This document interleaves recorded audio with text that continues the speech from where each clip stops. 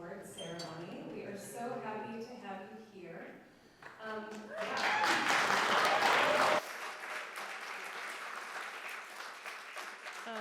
My name's Marcy Sutherland, and I just started working with PCIM, Park Center for Independent Media, and just this past January, and it has been a huge project to put all of this together, but I'm really excited to see everybody in person.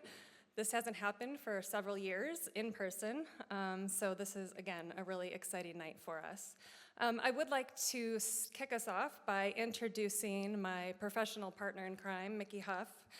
He is the Distinguished Director of PCIM and Professor of Journalism at the Roy H. Park School of Communications here at Ithaca College. He is also the Director of Project Censored and President of the nonprofit Media Freedom Foundation. To date, he has co-edited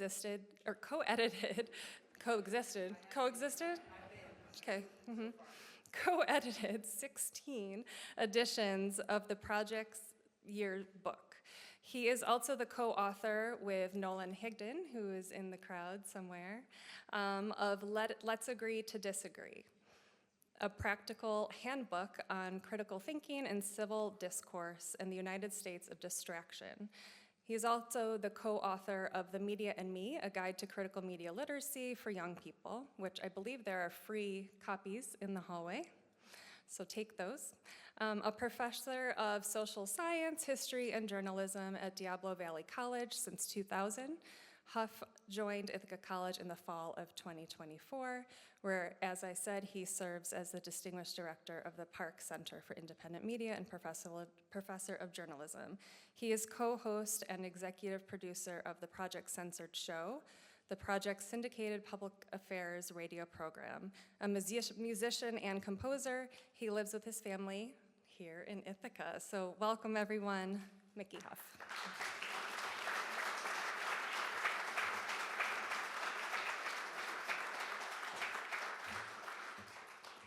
Thank you so much, Marcy. I'm only a little bit newer to Ithaca College than Marcy, at least at the Park Center. But Marcy's been here for quite a while, was an alum, and has a history here, and we are just absolutely delighted to have Marcy working with us at the Park Center for Independent Media. So, as you'll hear a long list of thanks I have coming up, Marcy's responsible for a lot of the logistics and a lot of everything that's been happening to help things go smoothly. So, actually, I'd like to thank Marcy right now, so thank you so much.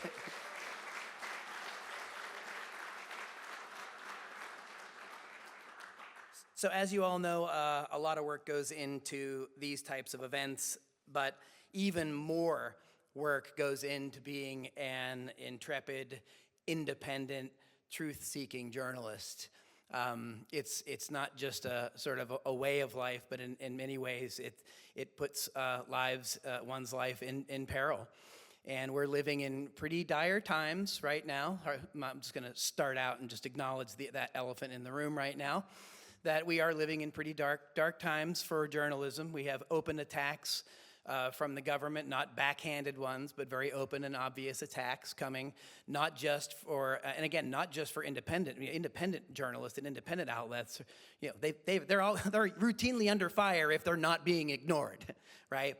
But now we're seeing it happen in the corporate media, which is a rare phenomenon. Right, what we're seeing now at places like CBS and 60 Minutes with their parent company, Paramount, for example, that has a case before the now Trump administration courts. And, well, I think you know how that chapter is ending over there. The 38-year veteran, Bill Owens, is now out, and they even had a very rare on-air critique of their corporate overlords. So that should be a sign to us that our free press is under attack. Under the first Trump administration, we saw open attacks calling it the enemy of the American people, hearkening back to the Lügenpresse from Germany in World Wars I and II. So, you know, this is no joke, folks. So I wanted at least to acknowledge that that's what we're facing. We're facing also HR 9495 possibly becoming a law that allows the Secretary of Treasury to, by decree, revoke 501c3 status for nonprofits, and many of our amazing independent news outlets are nonprofits. Project Censored, where I've directed for 15 years under Media Freedom Foundation, is a nonprofit. And there's, if this happens, there's no, it's by decree, no due process, no appeal, that's it. We're seeing dry runs of that now with immigration and other things. We're seeing that. And so this evening is not all about the bad things and you know, clutching our pearls and wringing our hands. Tonight is a time to remind each other that we need to be together, we need to be in solidarity, we need to have strong community around free press issues. And even when the corporate media that we often critique as media critics, when they're under assault and attack the way in which they are, we can't pretend like that's not a significant development, right? And so tonight's event, of course, as you know, the 17th Annual Izzy Award, as Marcy said, the first in person for, I believe, 6 years. And it's, of course, the Izzy Award is named after the legendary muckraker I.F. Stone, right? From I.F. Stone's Weekly. Big round of applause for the legacy of Izzy Stone.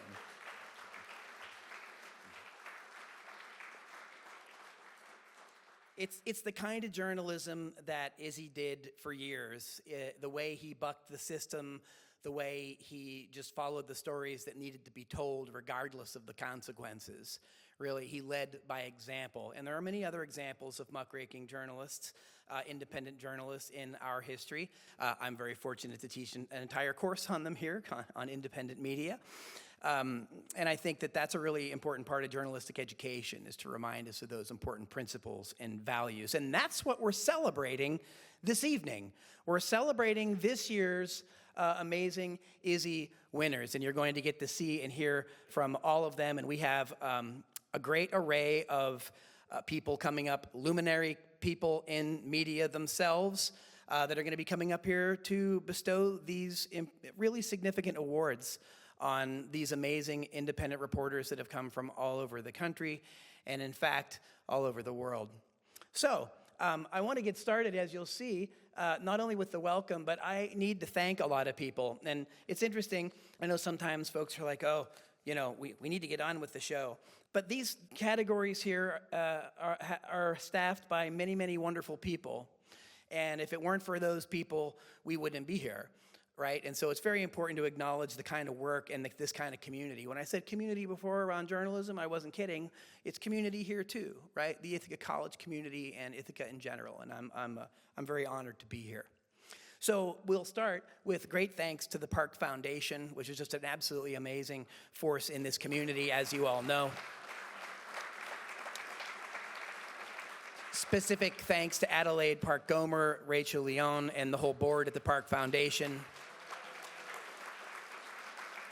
I would also like to call attention to Jeremy J. Stone's estate, the son of I.F. Stone. Jeremy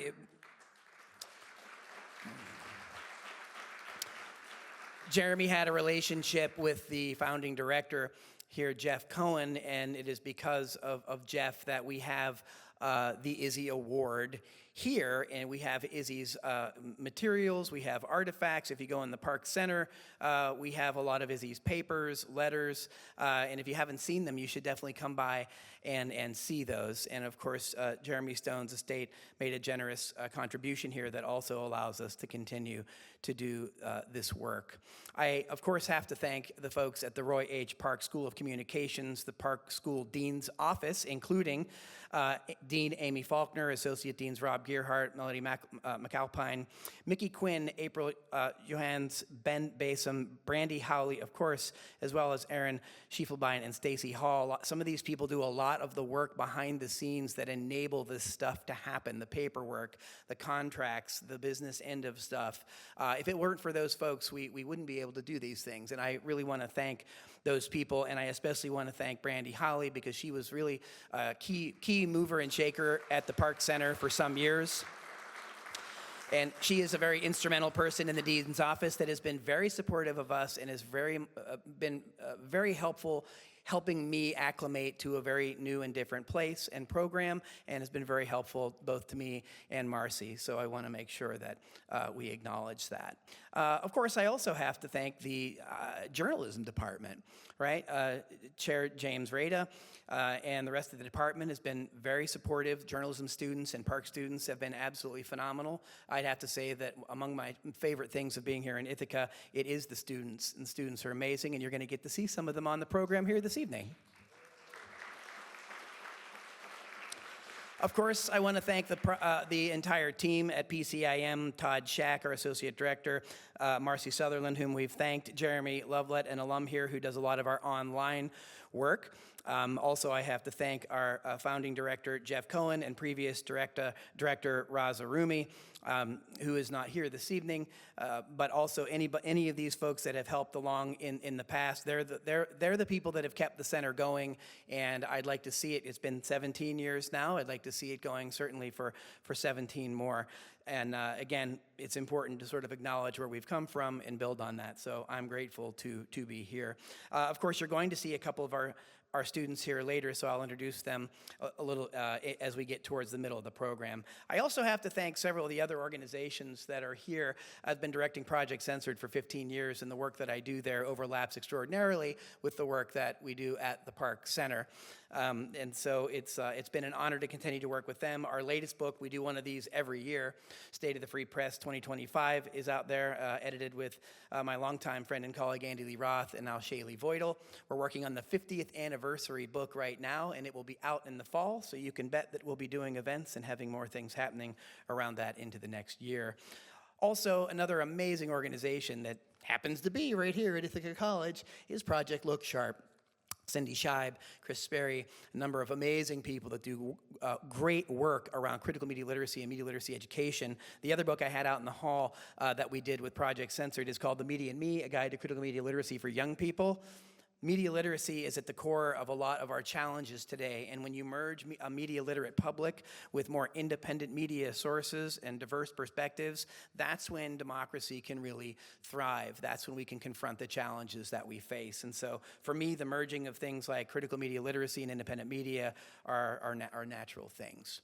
Of course, Izzy Award judges. We have the esteemed judges every year that pour through. We had almost 90 nominations this year for the Izzy Awards, which is extraordinary. It's more than in many of the previous years. So independent journalism is, it is alive and well in spirit, right? Of course, independent outlets always need all the help they can get. I just talked about some of the struggles. They're real, not just financial struggles, but political struggles. Some people, in fact, have so many struggles they can't really report on some of the things that they write about and still be in this country. And that's, again, as I said earlier, no joke. So I want to definitely thank our judges for their time and expertise, and they include Jeff Cohen, Raza Rumi, Todd Shack, Victor Picard, Esther Kaplan, Patricia Rodriguez, and Robin Anderson. And of course, Marcy was an amazing help. We went through those nominations and helped deliver those to the judges to get very difficult and decision-making process. Not to minimize any of the winners here this evening, but so many of the nominations are so deserving, and they do so much important work. And I hope that part of what we understand tonight, while we're learning more about our wonderful winners this year, is that there are so many other people doing this kind of work that we need to pay more attention to and support as best we can. I also need to thank the folks that made it possible for us to be here, literally, physically, to have all of these things, the operations, and that's the folks in conference and event services, Tara Gianfrate, Joe Menduni, Paul Galcosi, and their team. Also, we're recording tonight and live streaming, and we have to thank Ari Kiselov for the great work that he continues to do in the live streaming. That's why some people are out there, maybe somewhere in cyberspace.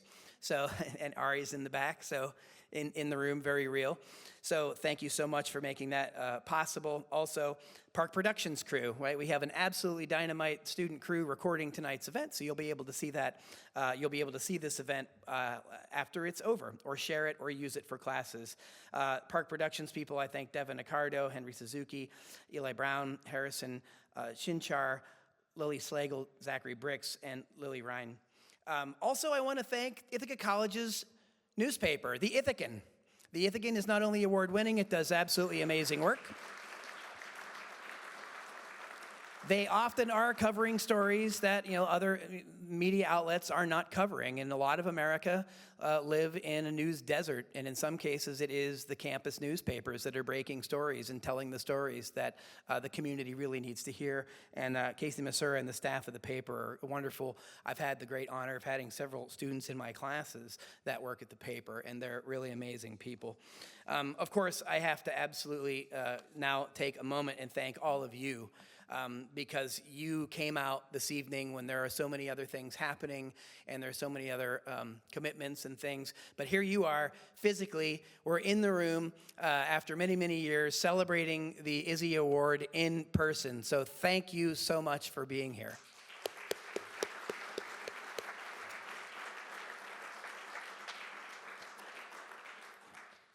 So I think that means that we can start moving into the award segment of this evening's program, and I'm only a little over schedule already, so that's not bad. We'd like to get to a very important part of the evening, which is, of course, very sad.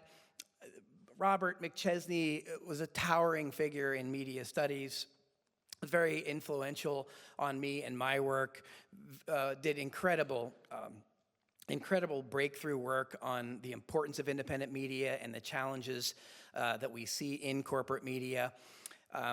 Bob was also just a great mover and shaker with the free press movement, the media reform movement.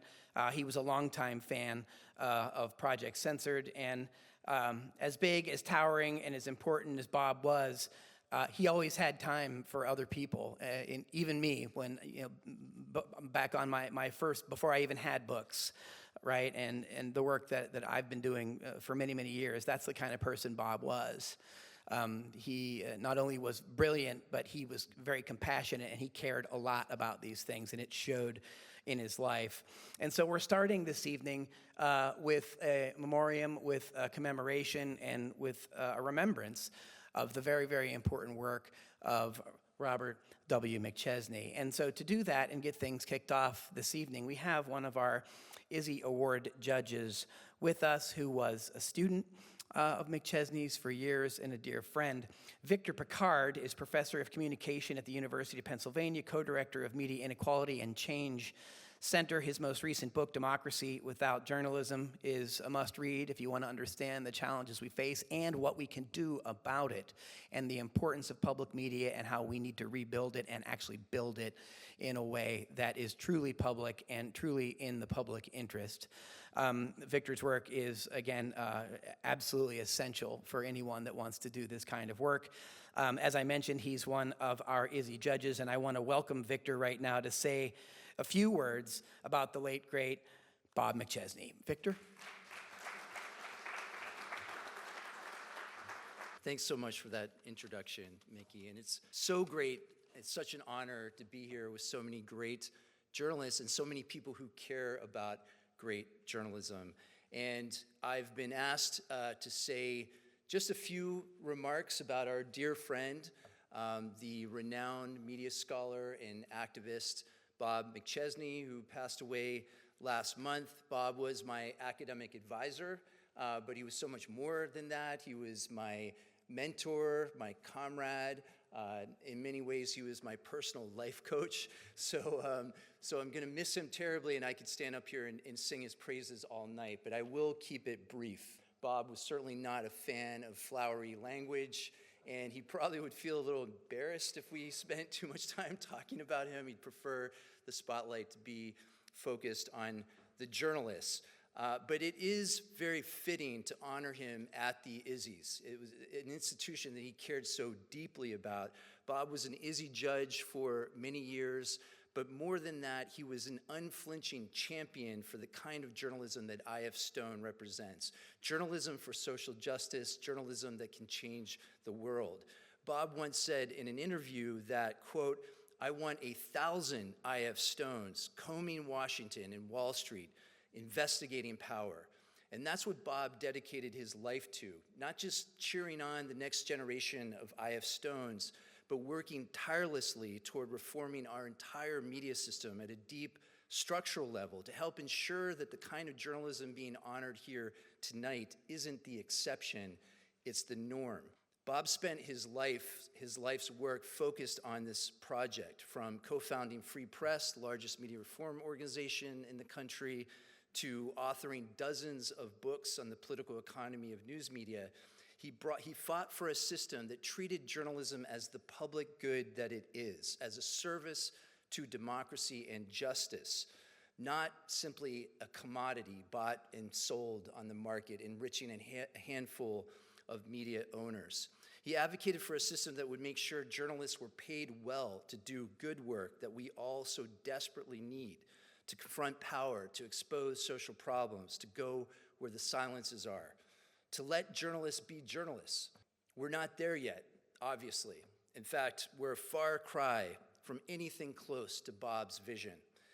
Local commercialism continues to collapse. Corporate media continues to cave to power. Bob never stopped ringing the alarm bells about these problems, but he also never gave up hope that another media system is possible. And he urged us all to fight to change the media policies themselves, to help create a new system from the ground up, to democratize our entire system. He called on us to support independent media in any way that we can. And above all else, he reminded us that it's our media, not theirs, not the corporations, not just the wealthy, but belongs to us all. So it's in that spirit that I ask us all to remember Bob McChesney, and to honor his legacy by carrying on the struggle for the journalism that we all need, for the kind of journalism being honored here tonight. Thank you.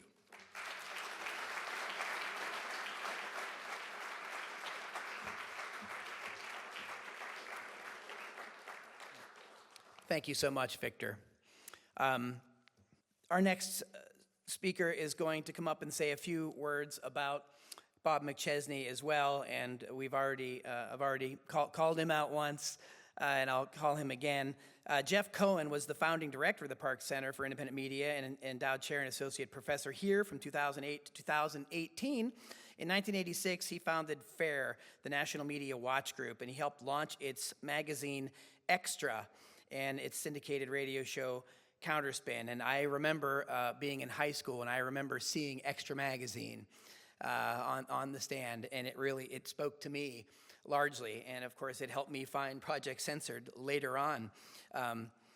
Jeff was also senior producer in corporate media at MSNBC for Phil Donahue's show until it was terminated on the eve of the Iraq War. And of course Jeff wrote an amazing book about his experiences, Cable News Confidential: My Misadventures in Corporate Media. With that, I would like to welcome to the stage Jeff Cohen to talk a little more about Bob McChesney and also bestow our first Izzy Award this year. Jeff Cohen.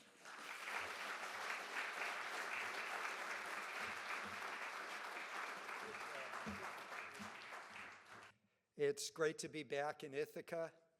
I came to the college in 2008 largely because Bob McChesney connected me up with Adelaide and the Park Center for Independent Media, which was just an idea. It was not reality.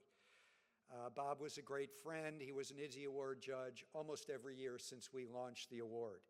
He spent his whole life not only fighting for a more diverse democratic media system, but for a fairer, more decent society. Every one of Bob McChesney's books enlightened us about media consolidation, about the negative and sensorial impacts of an information system increasingly dominated by giant amoral corporations. I thought of Bob when we saw the billionaires who control the internet beaming from the front row of Trump's inauguration.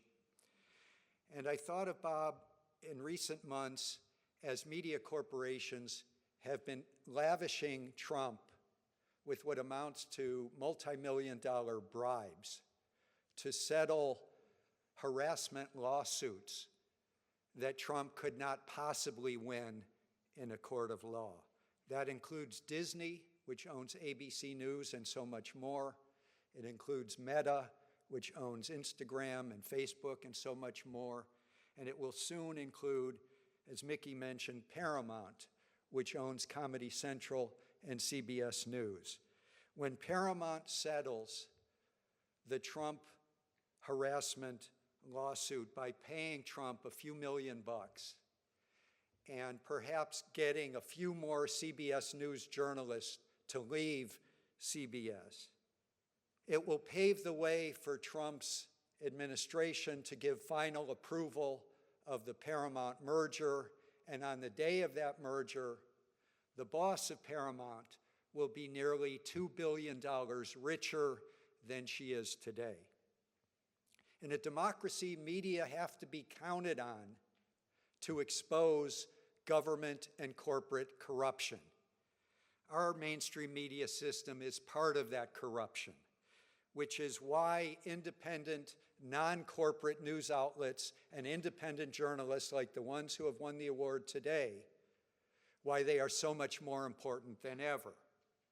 We launched the Izzy Award to honor such journalists, and we named it after I.F. Stone, who spent the 1950s exposing the McCarthyite witch hunts, the 1960s exposing all the deception of the Vietnam War at a time that corporate mainstream media were failing the public. One final note about Bob McChesney before I introduce the first Izzy Award winner of the night. If you read the New York Times obituary that came out this month of Bob, you'll find a fairly thorough and accurate review of his books, his scholarship, his ideas.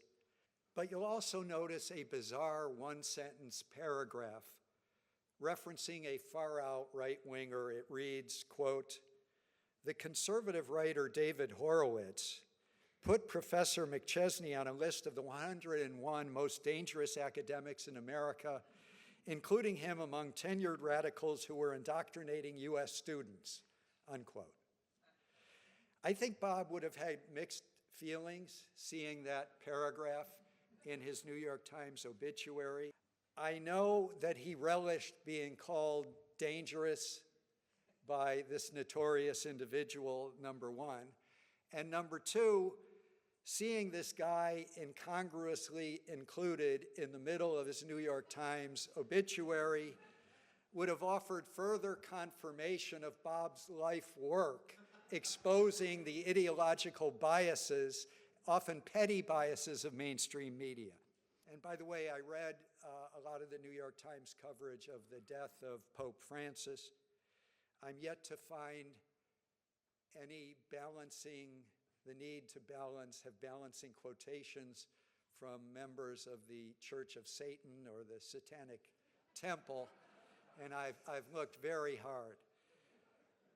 Our first Izzy Award tonight goes to the unique publication Jewish Currents for its coverage last year of the slaughter of civilians in Gaza, including a brilliant article by the Palestinian-American writer with roots in Gaza, Sarah Aziza, and for its in-depth coverage of the broader Israel-Palestine issue, and for its coverage last year in our country of the repression and smears against anti-genocide, pro-Palestinian dissenters, especially against students, many of them Jewish students.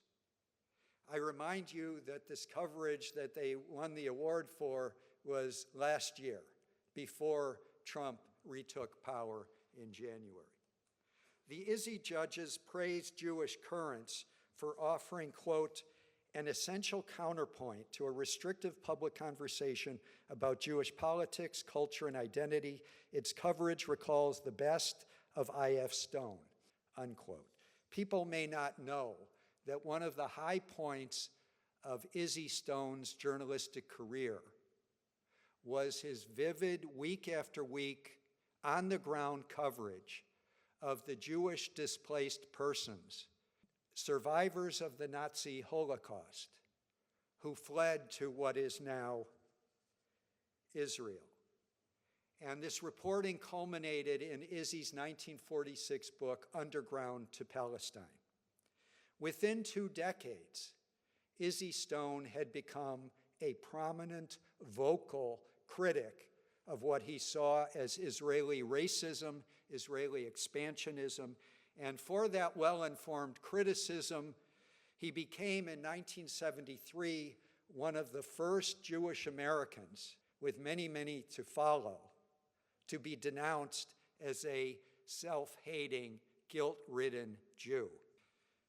When I think of Jewish currents, and I'm a little bit strange, I think of a famous ad campaign in the New York City subways and beyond, 1960s, for Levy's Jewish rye bread. And these ubiquitous ads featured either an Irish New York cop or a photo of a Catholic choir boy or a Asian American youth or an African American youth taking a bite out of the bread with the big, bold tagline, "You don't have to be Jewish to love Levy's Jewish rye bread." And if you Google it, you'll even find a picture of a smiling Malcolm X who asked a photographer to take a picture of him next to one of these ads. What's my point here? You don't have to be Jewish to read Jewish currents or to benefit from going to its exceptional website, jewishcurrents.org. Accepting the Izzy Award on behalf of Jewish Currents is its senior reporter, Alex Kane. Alex has had his work published all over the place, The Guardian, The Nation, Fair.org, In These Times, the Israeli newspaper Haaretz. Alex, the floor is yours.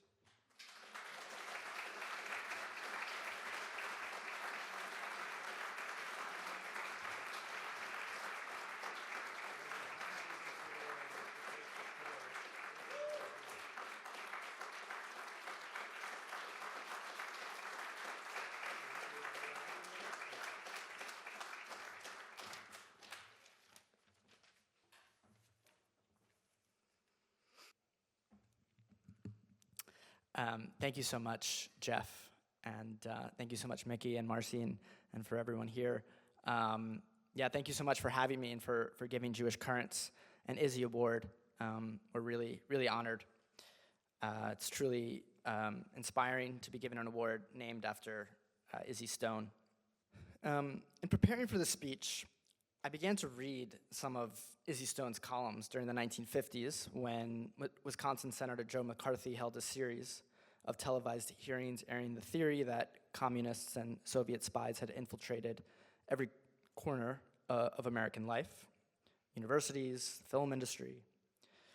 When McCarthy began his inquisition, there was very little pushback from the Washington establishment, even though the senator's slash and burn tactics would wind up destroying the careers of many, many, many people, including many government employees.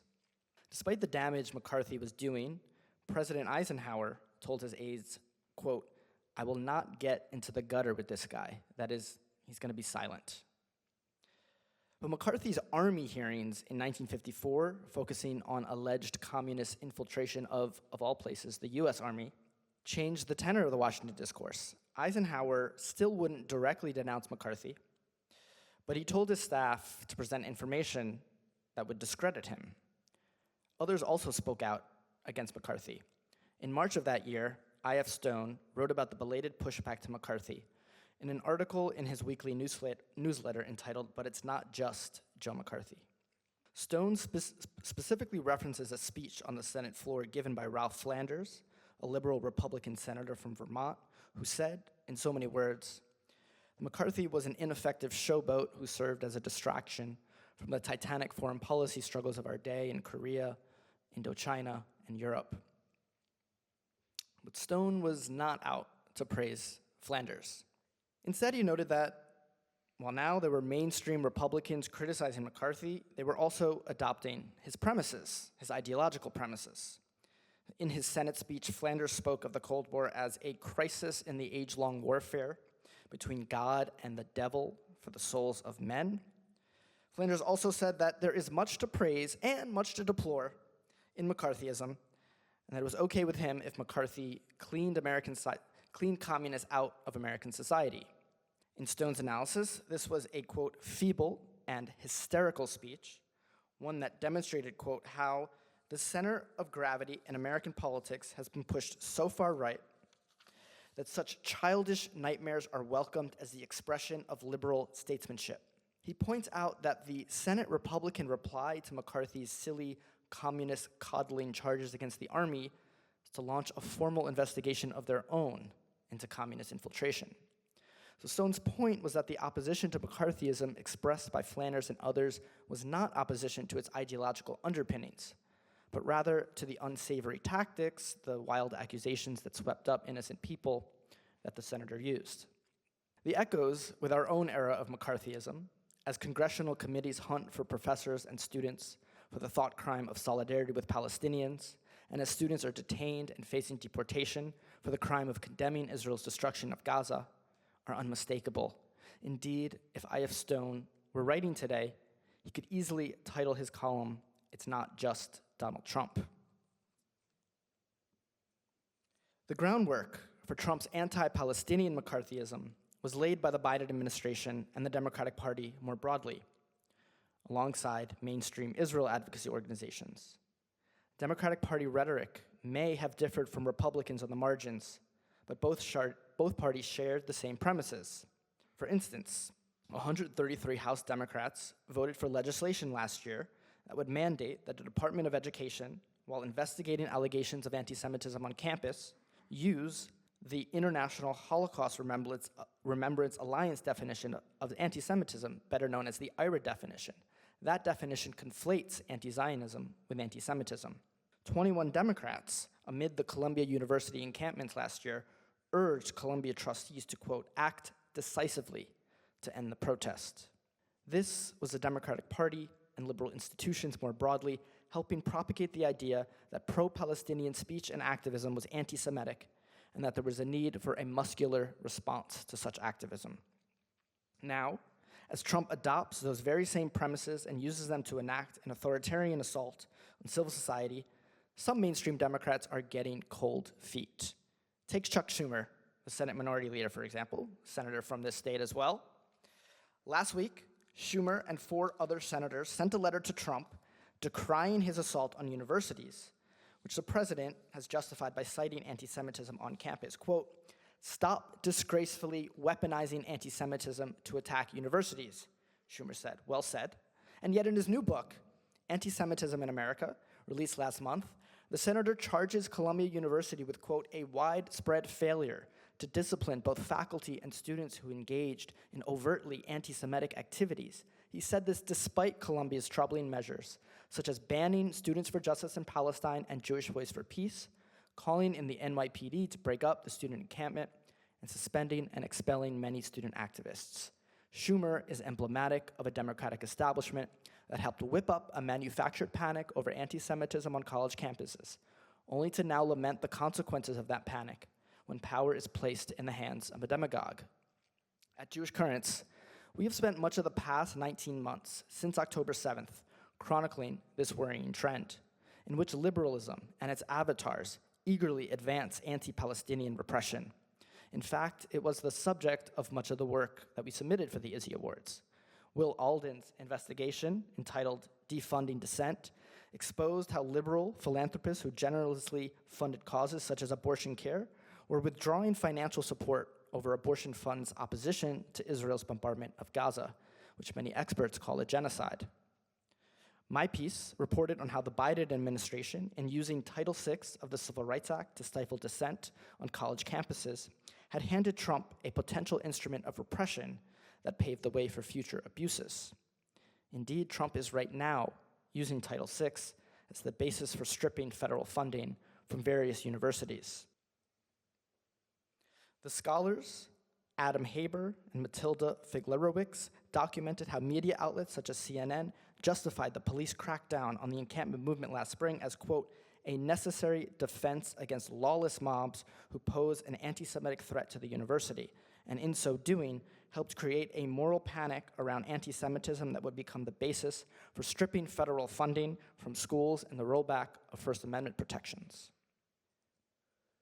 We have done this work while keeping our eye on the horrors of Gaza and the transformations the genocide has wrought in Israel, in Palestine, in American Jewish life, and in those who are watching the horrors unfold as we speak. Sarah Aziza's article on what it means to watch a genocide on one's phone probed the limits of witnessing human rights atrocities in Gaza and explored what a more active form of witness might entail, rooted in, quote, embodiment, on sacrifice, mourning, and resisting what is seen. Maya Rosen's piece on October 7th tourism focused on how solidarity tours to the sites where Hamas militants attacked Israel were reinscribing American Jews' sense of victimhood, and with it, solidifying a consensus that Israel's continued aggression was necessary and just. And that's us.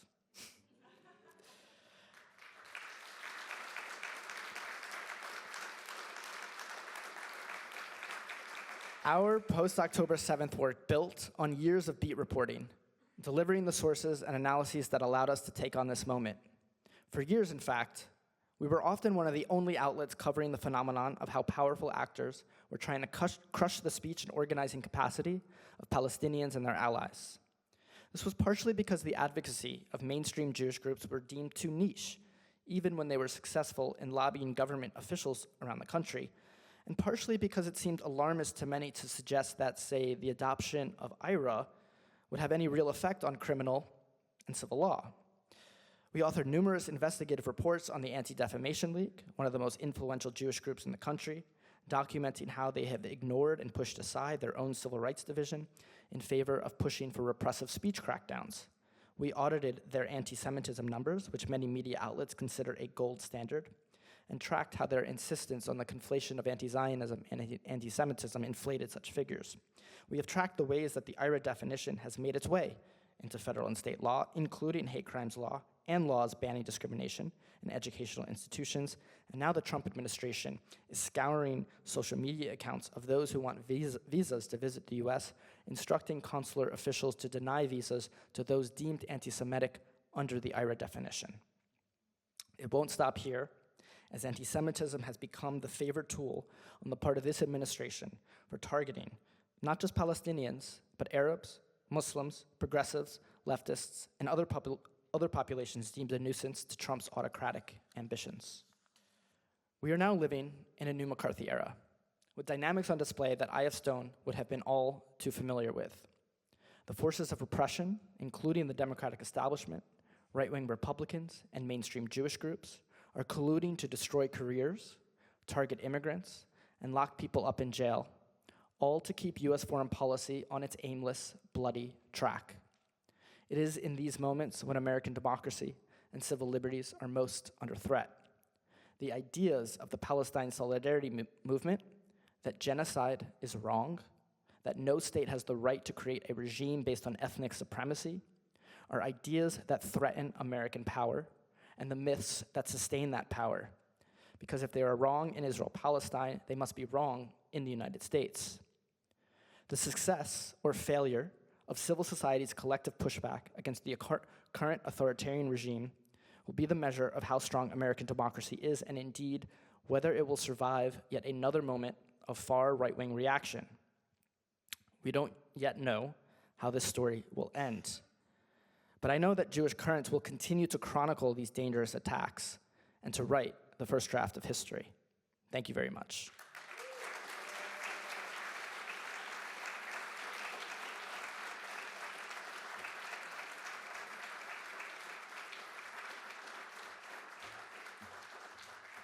Thank you so much, Alex. Right now, I would like to introduce our next presenters.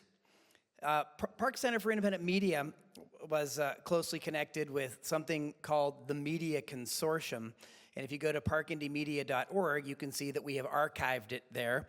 We archived the work of the Media Consortium as being a great example of independent media outlets that work together, right? And we need that. We mentioned that earlier in the evening already. And Our next two presenters to bestow the next Izzy Award are co-founders of something called the Movement Media Alliance, and several of their members are here this week having a governing board meeting with us, and they are in about a year or so on building a new movement media alliance, literally. And they're going to come up and talk a little bit about the importance of that work and the importance of independent media. Let me please at least give them a proper introduction. Maya Shenwar is director of the Truth Out Center for Grassroots Journalism. She's also Truth Out's editor-at-large and board president. She's co-editor of the book We Grow the World Together, Parenting Toward Abolition, and co-author of Prison by Any Other Name.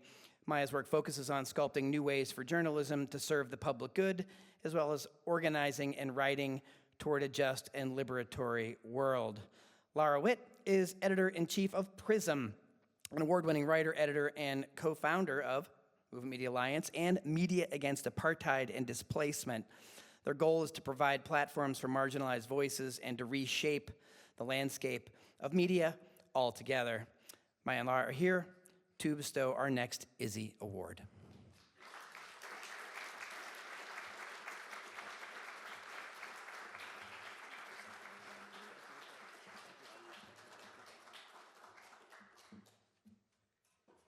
Thanks, Mickey. Thanks, everybody.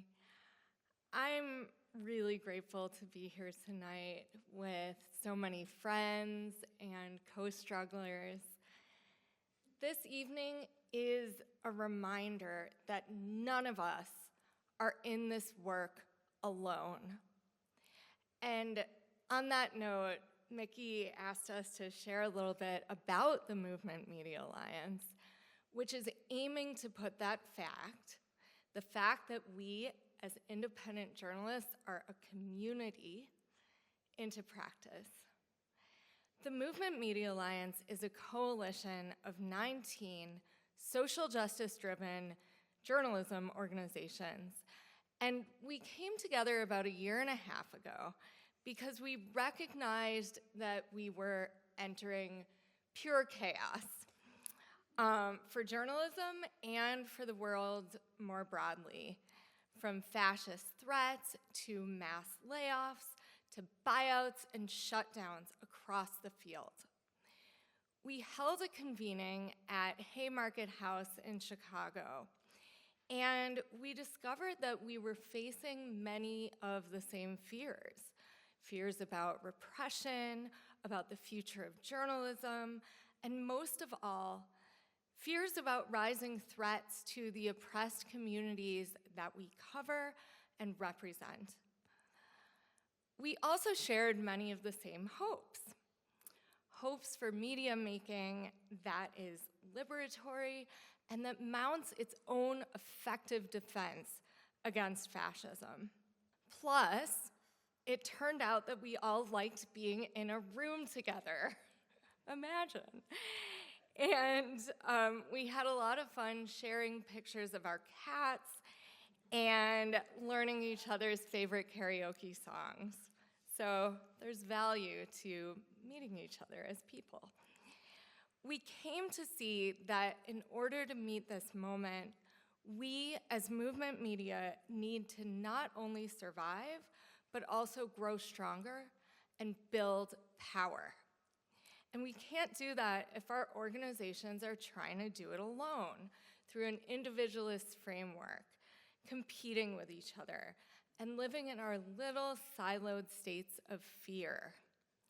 We realized we needed to collaborate, to amplify each other's journalism, to raise money together, to figure out ways to protect each other in the face of an ever-expanding range of threats. So, we decided to unite and launch our coalition. I realize we can share notes. Is there the same way? Oh, yeah, we get the same. The power of independent media and movement journalism is evident in this room, and it's part of what brought the Movement Media Alliance together. It's what led us to collaborate on our first project. So before the Movement Media Alliance was even known as a Movement Media Alliance, we came together to create our first project, which is named Media Against Apartheid and Displacement. We created a journalistic hub which grew from about 12 members to over 20 partners on a website that gathered and presented news and analysis on the ongoing genocide in Gaza, Israeli apartheid, the occupation of Palestine, US complicity, and the resistance movements fighting for Palestinian liberation. As media makers, our aim was not only to elevate journalistic work that exposes injustice, but also uplift coverage of the powerful movements that are resisting Zionism and other forms of colonial violence that we witness here every single day. We also wanted to create transformative visions for liberatory futures. It is our duty to report the truth, and as our friend Eleanor Goldfield put in a Movement Media Alliance open letter, we must see the attacks on journalists in Gaza as inextricably linked to the attacks on our press freedoms here in the US, as they are unilateral attacks on truth, access, awareness, and humanity.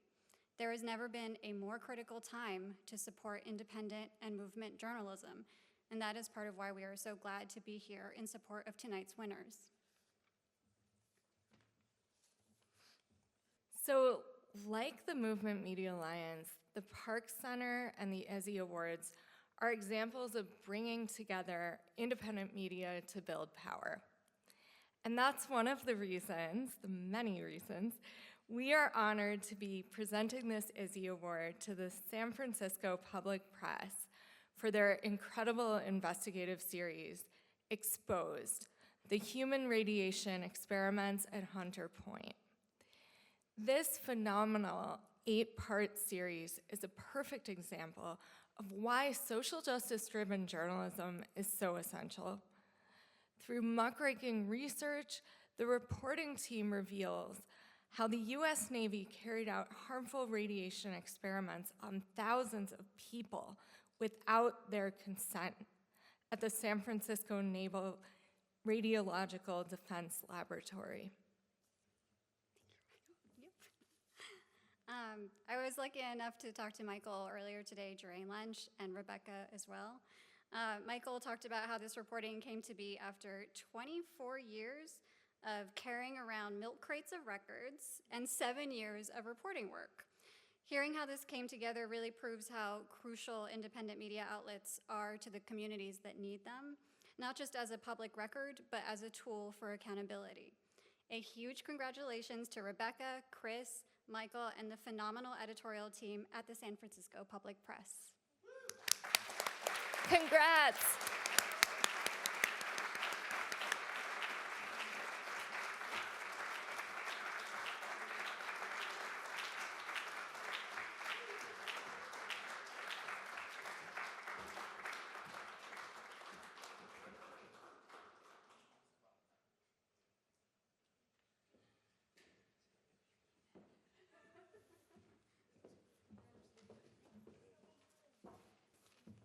Hi, everyone. This is going to be a team effort. I'm going to go first. My name is Chris. I would like to start with some gratitude.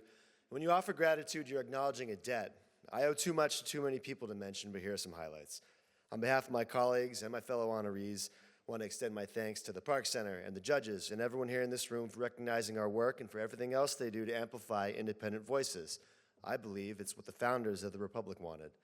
I owe Mickey Huff and his predecessors and colleagues on Project Censored in particular. I discovered Project Censored towards the end of college. My head already spinning with Howard Zinn, Naomi Klein's No Logo, Hunter Thompson, who, if you can believe it, was first taught to me by one of my Jesuit professors, and of course, Izzy Stone's earned wisdom that all governments lie. For someone who came of age during the global war on terror, it helped. It helped me find solidarity and kindred spirits and granted me some reassurance that I wasn't crazy, that what I saw happening was in fact happening, despite the constant drumbeat from voices I was taught to trust, insisting otherwise. It's fulfilling and humbling to think that something I worked on might be considered in the same light, and maybe motivate someone else to follow the same path. If that's you, whoever you are, my apologies in advance, but we need more people like you, and now more than ever. Thanks also to my family, to Shahrazad, my better half, who let me borrow the car and take long phone calls at inopportune times and listen to my internal feedback more than it was reasonable. to my parents who instilled in me the values and critical skills that allowed me to recognize an outrage for what it is. I told my father, in particular, a lot about this project, and I know that he wanted to see it. And finally, I want to acknowledge Sharon Hewitt, a San Francisco legend known to me and many others as G-Ma, who always fearlessly stood up for her people so righteously and lovingly and patiently, and who took the extra time to bridge the enormous divide that systemic racism cleaved between someone like them and her and someone like me. And as for what we did, I think it was fall of 2017 when Michael told me that he had something interesting in a box in his attic. He had some old papers from the Atomic Research Lab that the U.S. Navy ran at the shipyard in town. First, let me try and set some of the context. Years before, I had been spellbound by a series in SF Weekly, an alt weekly where I'd later work, by Lisa Davis, who documented the massive amounts of radioactive material that the Navy used at the shipyard and at its lab. They had weapons-grade plutonium, they had uranium, you name it, and it was all there within city limits. And that shipyard, by the way, had been for generations the biggest real estate story in San Francisco. It's also located in the city's most disadvantaged neighborhood, a place that shocked James Baldwin when he saw it in the early 1960s, and a place that shocked me when I started reporting on it in the late aughts. But the shipyard was something else. It was a fenced-off, toxic, no-go zone within a no-go zone. How did it get like that? What did it do to the neighborhood exactly? There were a lot of crazy stories and rumors, and there were and are a lot of sick people. But back to that box. What was in it were papers that Michael had fetched for himself from the archives after the SF Weekly story. And they had a smoking gun, he told me, proof that the Navy had done some secret radiation experiments down at the lab. I didn't tell him this then, but I was kind of skeptical. Well, they weren't very well-kept secrets if they were in a box in his attic, but I agreed to take a peek at them and deliver, within a few months, a couple thousand words. Becca had already done most of the podcast about the neighborhood's present. What I was going to offer was a kind of diversion, a little peek into the past. What else can you say other than there was more than one box? There were hundreds upon hundreds. His box led to more boxes, which led to more archives and even more boxes. And we know there are documents that we didn't get, either because various government agencies or archives insisted that they didn't have them, because in some cases they are still classified, or because Michael got sick of hearing about more boxes. I've become fond of saying that if we turned over every page like Robert Cairo instructs, I'd probably still be in the archives. So I'm thankful that at some point we had to produce something. And what we did get was plenty disturbing.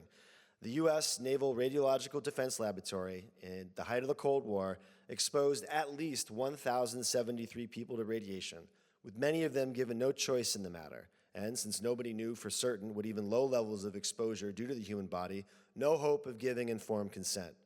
You need to know the risk for a study to be ethical. And of those, we know of at least a couple hundred people who got doses big enough to almost certainly cause them health problems later in life. Almost certainly because radiation exposure is a perfect crime. It's very hard to say for certain what causes this cancer or that autoimmune disease, and most of the victims are long gone. Most, but not all. That land is still contaminated today. There are many people in that neighborhood who believe that it may explain why they and their families are sick, sicker than others, with some of the worst health outcomes in the Bay Area. That's partially why I think the story is still relevant today. But it's also about an institution and the decisions it made decades ago. It reminds us that institutions are made up of people who make decisions, sometimes difficult ones, and sometimes careless or selfish or ignorant ones, the consequences of which are felt for generations. And here, in the Navy, was an institution that was careless, selfish, and reckless all at once. After World War II, the Navy was scared and thought it was on its way out. It wasn't relevant anymore, so it tried to get a piece of the atomic bomb. When it did, things got way out of hand. So it doubled down and brought a radioactive problem back to California, so it could take full advantage and extract something out of the problem, despite a clear human cost. The Navy got what it, spoiler alert, the Navy got what it wanted. To this day, it can deploy by itself more nuclear warheads than any country aside from Russia, China, France, and the UK. I don't know if San Francisco or America got much out of the bargain. I do have some tolerance for some of the individual scientists who ran some of these experiments that we documented. They were in a wartime scenario, facing an existential threat. I don't think that excuses what they did, but it does illustrate, as I.F. Stone said, what a devil's bargain and utter madness the nuclear enterprise was and has been from the very start. It also reveals the nuclear enterprise's sinister irony. Possessing these weapons has cost us, Americans, dearly. We have sickened ourselves. Because of this, there are now 450 acres of land in San Francisco that, if not unusable, are at least limited in potential for a human eternity. In this way, decisions made a lifetime ago make our world worse. The housing crisis is worse, income inequality is worse, systemic racism is worse. It is truly the worst of us, and we are stuck with it. And this happened all over the country and all over the world. It has followed us like a curse. And maybe it should. Rather than use this spectacular treasure the post-war era showered on the United States, or recoil with horror at what we did to civilians in Japan, we pursued a destructive force to rival nature's, at the cost of bankrupting cities and sentencing our people to austerity and misery. Such hubris. And here's where I get really dark and bleak. The thing is, our project failed. We didn't get the whole story. I can't tell you exactly what the lab did to San Francisco and the generations of people who live there. That is because we don't know. It hasn't been studied. We only got the Navy's era. That is an institutional failure. The Navy never investigated what the lab did to its people past its property line, nor is the Navy trying to answer the question of what the lab's legacy is doing to people now and who might live there in the future. I don't think it wants to know. The problem is not enough people are pressing the Navy to make it known, and that includes the city's elected representatives. Among them, some of the most powerful people in America, the former Speaker of the House of Representatives, and if the governor of California has his way, the next president. I think they're not pressing the question because not enough voters are forcing them to ask it. This makes me wonder whether we did a good enough job. I'd like to think that it just means the job is undone. Maybe someone listening to this will finish it. Maybe they're not even born yet. Whoever it is and wherever you are, I'm in your corner and I'll be cheering you on. Thank you.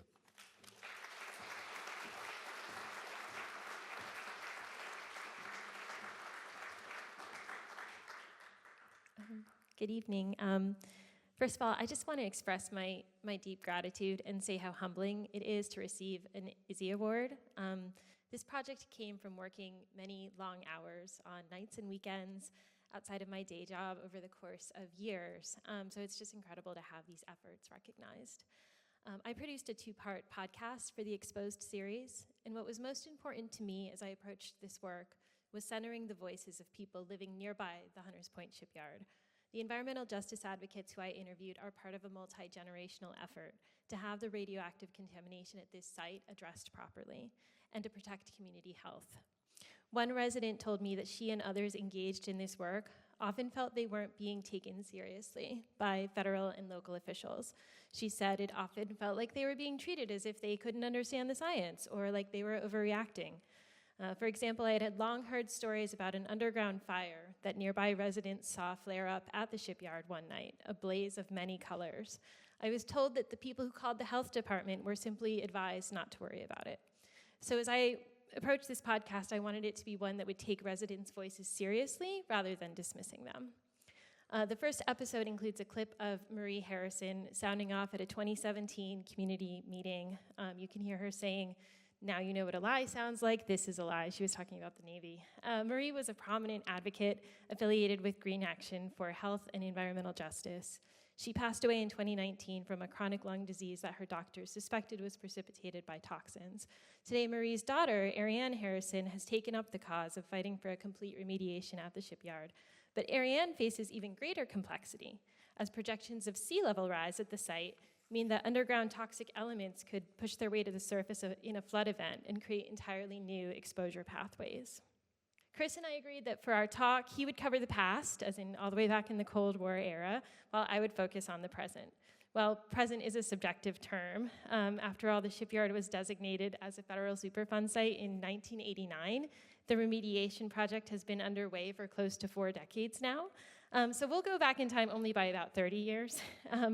In the second episode of the podcast, you actually hear a clip of President Bill Clinton speaking at a press conference about the Advisory Committee on Human Radiation Experiments.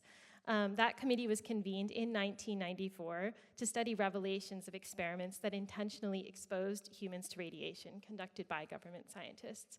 And by the way, that advisory committee never would have formed if it hadn't been for the award-winning work of investigative reporter Eileen Wellsome, who we also interviewed for this podcast, who authored the book The Plutonium Files, America's Secret Medical Experiments in the Cold War. In 1994, President Clinton also took another action that relates to our story He issued an executive order calling on federal agencies to address environmental justice. So this was, this meant that the movement's core principle of guaranteeing equitable access to a healthy environment would start to begin to, inform federal policy. In 2021, President Biden established the White House Office of Environmental Justice, requiring federal agencies to develop policies to eliminate current and historic environmental disparities. Well, nobody in this room needs me to tell them how dramatically things have changed from January of 2021 to January of 2025. On his second day in the White House, President Trump revoked Clinton's 1994 Environmental Justice Executive Order. Since then, the Trump administration has terminated environmental justice divisions at the EPA, closing all regional offices focused on this work. EPA Administrator Lee Zeldin has canceled more than 400 environmental justice grants, totaling $1.7 billion, and deep staffing cuts at the EPA are underway now, all of which mean fewer staff scientists who study things like toxic exposure at Superfund sites. Environmental justice advocates like the ones I interviewed for this series are now operating in an environment where even the reference to environmental justice has been scrubbed from federal government websites. But that doesn't mean that advocacy efforts to protect people affected will slow down. At a protest in January of 2025 near the shipyard in San Francisco, environmental and social justice groups cited our reporting, and I could not feel more proud to have contributed to this ongoing fight for health and justice, and could not feel more proud to accept this award. So thank you.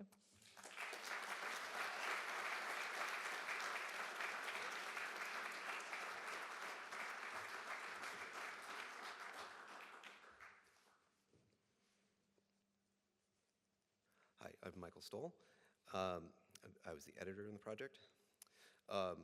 One of the most lucid lines in the investigative reporter's handbook is keep the outrage in sight.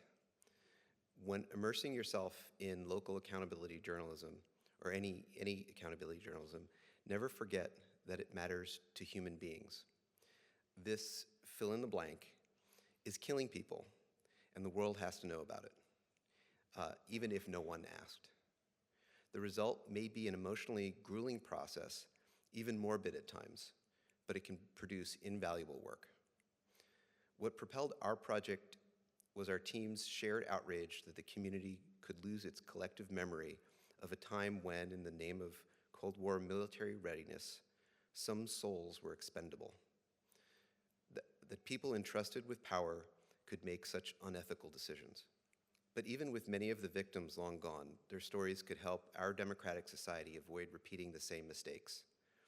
Large, well-endowed journalism institutions may seem to have advantages in carrying out elaborate team projects, but this may be an area where independent media has an edge, even if the results are less flashy and take longer to publish. In our case, the government documents I carried around for years was a project too big for any one journalist to tackle alone. This wild seed of a story needed sunlight, time, and the right soil to grow. So the San Francisco Public Press, which I co-founded in 2009, became a nursery to sprout it. I shared my findings with two freelance reporters who previously demonstrated their own sense of outrage at the environmental injustice at the shipyard. They knew better than I how to frame it, whom to interview next, and what questions to ask. With no one working full-time on it, it took several more years to finish and eventually required the contributions of more than 30 people, fact-checkers, photo archivists, designers, photographers, audio producers, editors, expert science and legal reviewers, and community outreach specialists. The result, a 34,000-word multimedia series, including an hour of podcasts and historical images and annotated records, tell the story more completely than ever before, showing that when documenting exploitation, there is no substitute for passion. We are honored to receive the Izzy Award, whose spirit reverberates in many small newsrooms that still speak truth to power 90 years after I.F. Stone first started warning America about the rise of fascism. Current events are a stark reminder that there will likely never be a time when the muckrakers can rest. Investigative reporting isn't a business. It's a knot in your stomach that won't let go. the feeling that someone must tell the truth and there's no one around who's going to do it for you. We didn't do this for the clicks or the clout. We did it because the story mattered, and that's what makes independent journalism indispensable. Thank you.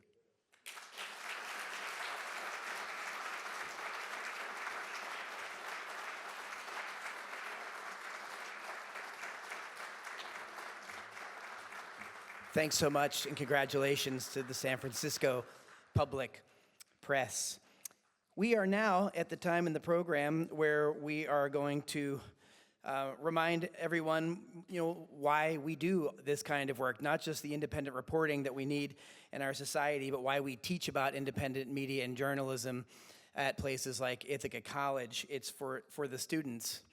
And we're here for the students, and they're the next generation of intrepid, truth-telling, muckraking journalists. And right now, I'd like to bring to the stage Carolina Chidrosky and Elle Wilcox. Both of them are students.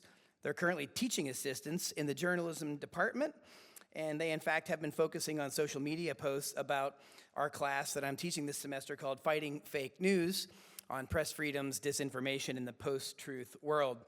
Carolina is a senior journalism student with a double minor in Italian and media literacy.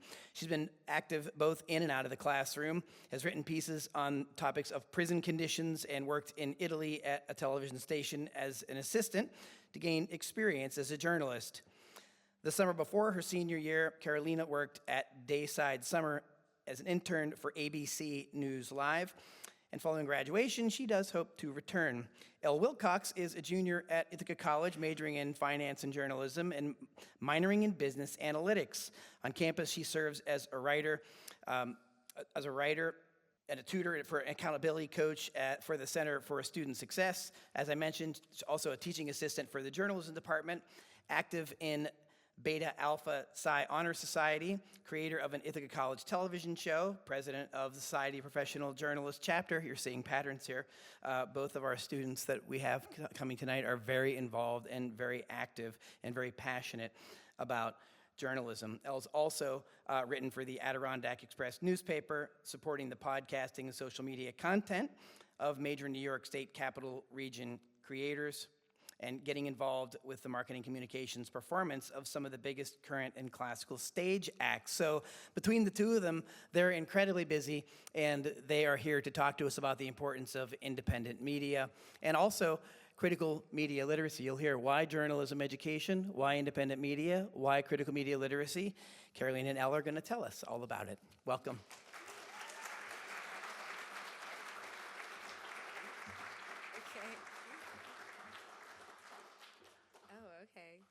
Hi.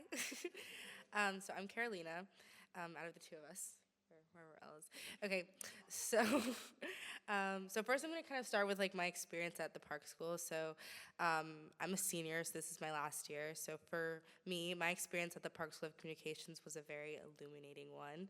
I was really able to figure out who I was and what profession suited me best based on the classes I took and the professors who gave me opportunities to really branch out and write, produce, and film stories that expressed my opinions and values as a journalist.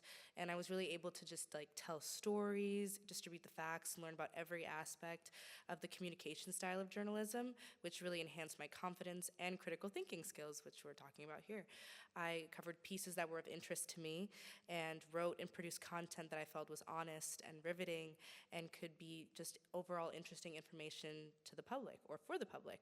So throughout from my 4 years and through the things I've been able to write both inside and outside of the classroom, whether that be covering the mayoral election, which was just some of the things that I've been able to do, or making my own sports documentary, I've been able to become a stronger writer and journalist who has become natural at piecing together information that could become a strong story for my audience.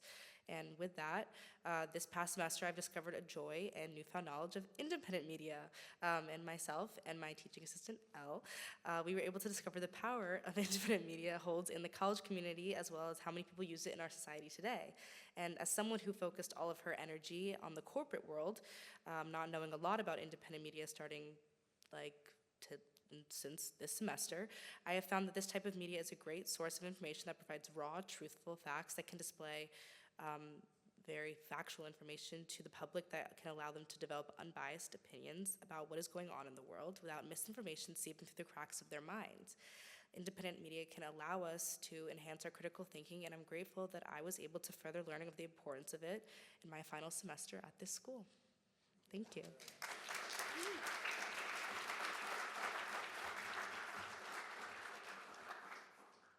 Stick with me for 1 second. Okay.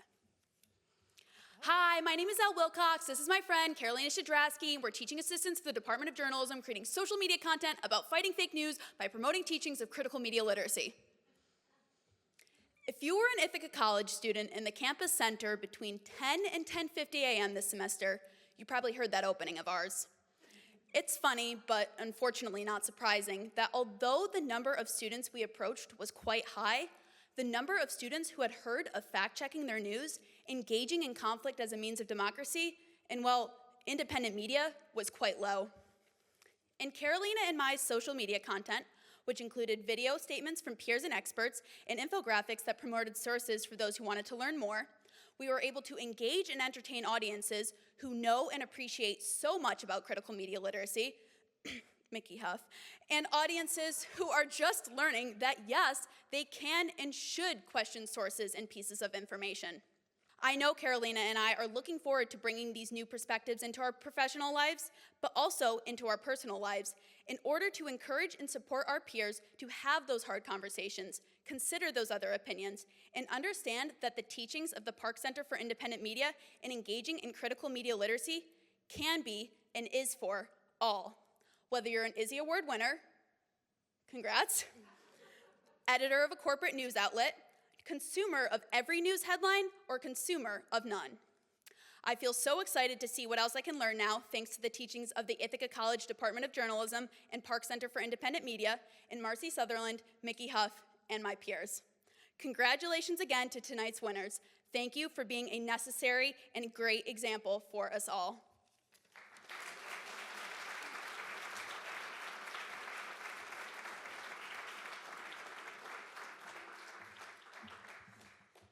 Thank you so much, Elle and Carolina. So it is now my pleasure to introduce our next presenter, who will bestow the next Izzy. At this time, I would like to introduce a friend and colleague of mine, Eleanor Goldfield, who is also, of course, associate producer and co-host with me of the Project Censored show. Eleanor and I have worked together for some time, and she is an absolute incredible independent journalist and artist. Eleanor Goldfield is a creative radical journalist and filmmaker. Her written work in photojournalism has appeared in independent publications across the U.S. and internationally.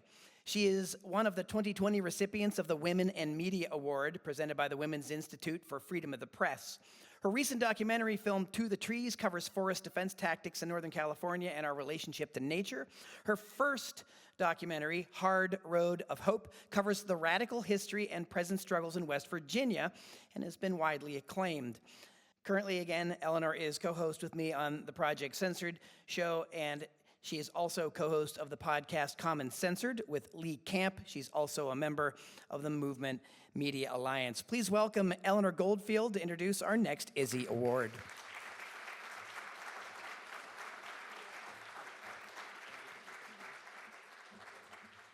Thanks so much, y'all. So starting off kind of where Mickey left off, when I was covering the convergence of coal and fracking down in the resource colony known as West Virginia, I met a retired coal miner named Terry Steele. And when I walked in, he looks me up and down and he goes, it was me and a couple of colleagues, and he goes, "Are y'all liberals?" And I don't like that word. And we just said, nope. But let's just say we're on the side of the worker and not the coal baron. And he laughed and he goes, "Well, I'm guessing whatever y'all are is a word I've never heard before." And we just said, you know what, that's cool. We'll leave it there. And we just carried on and became good friends. And much like the hills and hollers of West Virginia, East Palestine, Ohio is still and will be for decades to come, poisoned, cast aside, and forgotten both by their elected officials and the corporate media who parrot those lies and empty promises. When corporate media did cover East Palestine, it was, as corporate media is known to do, it was extractive and shallow. It was disinterested in the root causes or legitimate solutions, totally disinterested in the people, very ready to sacrifice them in the sacrifice zone for the cause of a byline.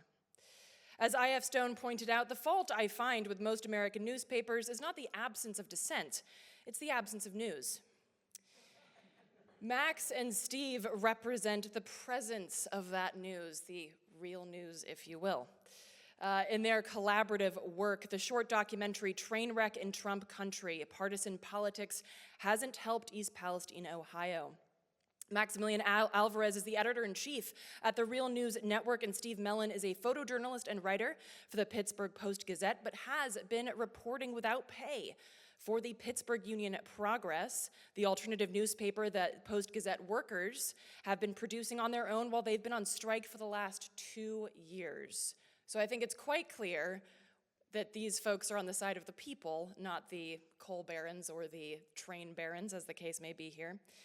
The work that Max and Steve have done highlights not only the aftermath of the horrific and totally avoidable train derailment in East Palestine, but just as importantly, it highlights what we say in mutual organizing, that the system does not keep us safe, we keep us safe. And we have far more in common with each other than any of us has in common with our so-called leaders. In a system that values human life, or really any life, you wouldn't have the term sacrifice zone. That term only exists because the grotesque sacrifice of life, both human and otherwise, is profitable. It's acceptable and it's expected. It's promoted and it's maintained while the structures that would support life rapidly crumble around us. The kind of reporting that Steve and Max have done is not only, therefore, an act of powerful, independent journalism, it is in fact an act of community organizing. It is an act of building beyond the borders that we are told and programmed to believe in and respect. The blue-red divide, the rural and urban divide, the cultural and racial divides. It is a systemic analysis, an amplification of an anguish that echoes across sacrifice zones throughout this nation and indeed the world. It is a reporting that refuses to forget. It refuses to accept the trauma-porn 24-hour news cycle. This is the kind of work that journalists of, for, and by the people do. And as Terry Steele noted, it doesn't really matter what you call it, it just matters that we do it. So therefore, it is an honor for me to bestow this award to Maximillian Alvarez and Steve Mellon.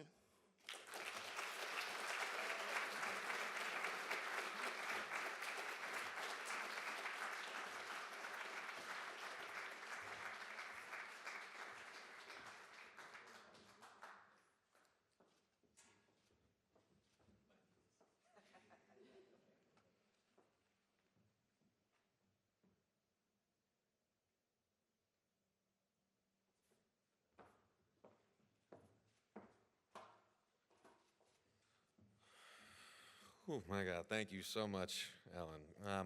Eleanor, it is really an honor, and it's kind of all hitting me right now, but I wanted to start by just really thanking the Park Center and to the whole award committee for honoring the Real News Network with this Izzy Award.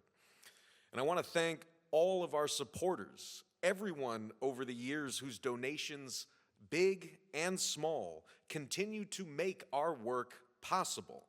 And I want to thank the Kitty Ploss Foundation and TM Scruggs as well for your tireless support of independent media and for believing in the Real News Network from the very beginning. To everyone who has stood with us, our scrappy, fiercely dedicated team of former factory and service workers, prisoners, students, adjuncts, and community organizers who have become journalists would not be here without you. So from the bottom of my heart, thank you. And on behalf of the Real News Network and our entire team of grassroots journalists and movement media makers, I am beyond grateful and humbled to accept this prestigious award.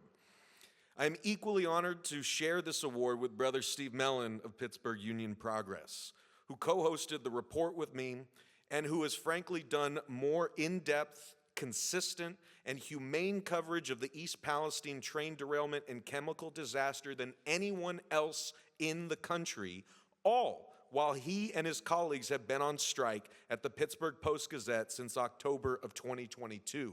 And I want to take this moment to say that the Real News continues to stand in full solidarity with our striking colleagues. We condemn the illegal strike-breaking and union-busting actions of the Pittsburgh Post-Gazette's owners, and we call on our fellow media organizations to do the same.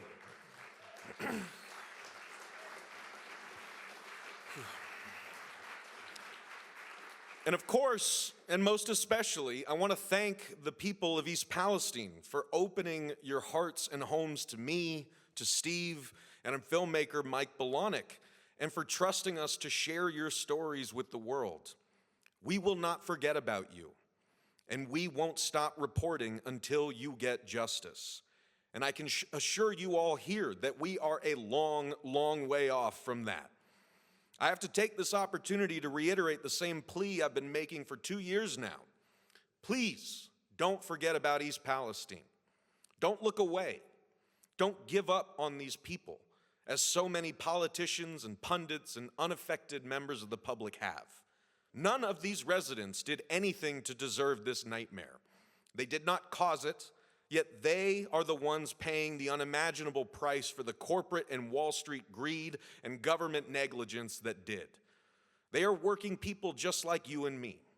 They are our neighbors, and their lives and community will never be what they were before February 3rd, 2023. They are still sick, still worried about the chemicals accumulating in their bodies and the bodies of their children, still being lied to, gaslit, and abandoned by the company Norfolk Southern and by their own government. Still traumatized and financially devastated from the avoidable catastrophe, and they desperately need help. So please, I beg you, help them. Share their stories everywhere you can. Hold their poisoners accountable for their crimes. Use your voice to advance residents' demands that a federal disaster declaration be issued for East Palestine, which neither the Trump nor the Biden administration has done. And break the cages in your hearts and on your eyes that keep you from seeing the human beings behind these headlines and how much more we have in common with each other than corporate media and corporate politicians would have us believe. This is not a red state or blue state problem. This is a working class problem. As veteran railroad worker Matt Weaver told me after the East Palestine derailment, these long, heavy, understaffed, underinspected bomb trains loaded with toxic materials are blasting past our houses and our kids' t-ball games. They are not passing through the gated communities of the rich. This is about the great many of us who toil to make a living versus the power and profit-hoarding few who take, exploit, and destroy the foundations for life itself. And it's not just happening to the chemically poisoned residents living in and around East Palestine. This life-destroying scourge is coming for all of us. That is what I've learned from interviewing working-class residents living, working, and fighting for justice in America's so-called sacrifice zones.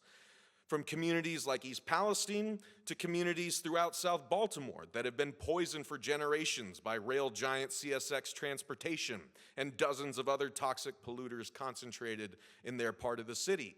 To residents of Western North Carolina whose lives and towns were devastated by Hurricane Helene, devastation that was made worse by the effects of mountaintop removal.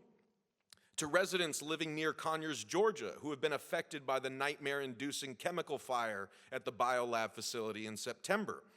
To rural and urban communities poisoned by industrial animal farming, toxic landfills, oil spills, PFAS in the water, petrochemical plant exhaust, etc., etc.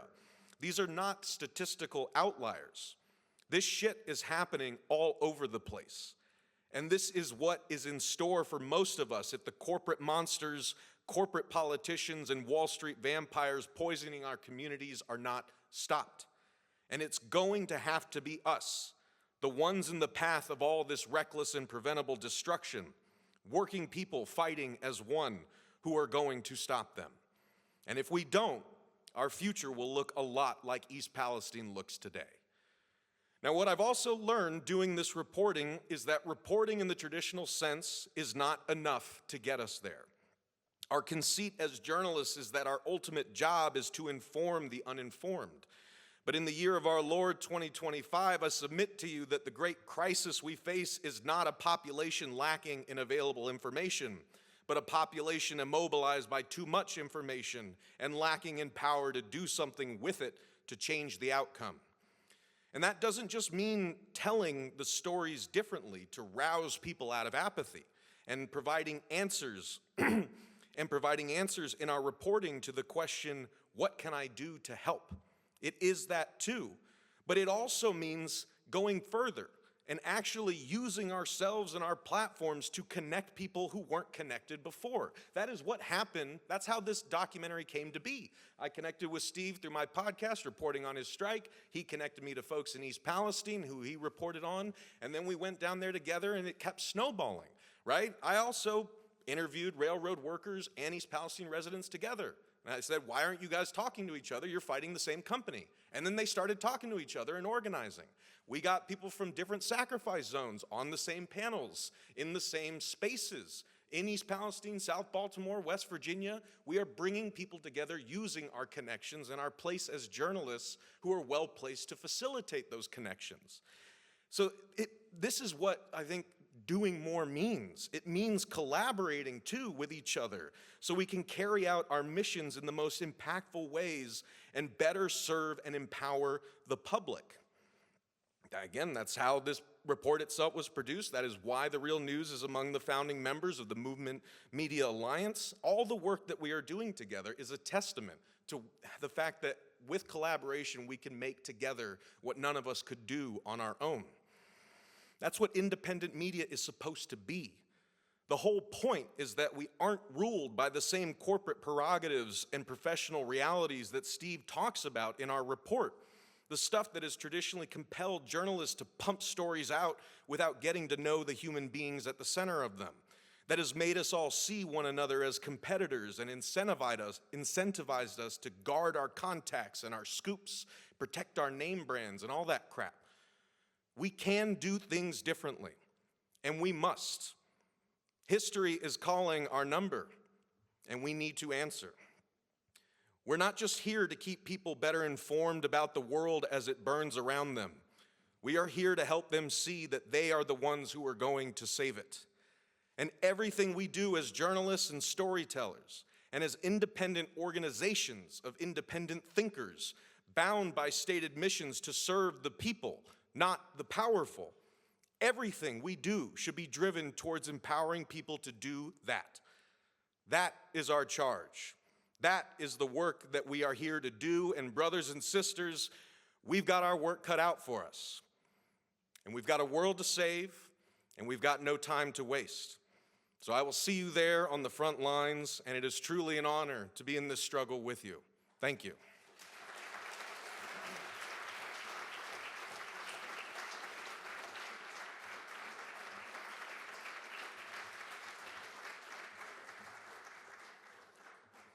Well, thank you for that, Max. Those are inspiring words. It's really an honor to be here. And, you know, to stand on the stage with Alex, Rebecca, Chris, Michael, my friend Max. I never expected this when I walked out on strike 2.5 years ago, that I would even be still practicing journalism. So this strikes me right in the heart. And Michael, I'm taking that quote, investigative journalism isn't a business, it's a knot in your stomach that won't let go. Do I have that right? I'm keeping that. I'll give it to my wife. That'll explain why I don't sleep anymore.